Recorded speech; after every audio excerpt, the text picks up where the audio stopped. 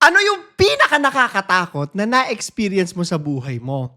Ikukwento ko ngayon sa inyo yung sa akin. Naglalakad ako papunta dun sa lumang City Hall na Caloocan. Ayan, kung alam nyo, dadaan ka kasi doon para makasakay ka papunta sa jeep, papuntang LRT. Ayun, eto na yung kontrabida sa kwento natin. Merong isang bata nung nandun ako sa City Hall na Caloocan. Nanlili mo siya sa akin.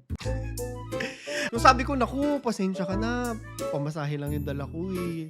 Pasensya na, sorry. Alam mo yung gano'n. Tapos dire-diretso ka lang maglalakad. Alam mo yung bata, bigla siyang nagalit sa akin. Ang ginawa niya, nilabas niya yung daliri niyang ganyan. Tapos, dinuntot niya yung ano niya. Dinuntot niya yung ano niya. Tapos parang tututok niya sa akin. Yun na parang baril. Hold up talaga! Inaamba niya na ididikit niya doon sa long sleeves ko na all white. So, kita-kita yun kung may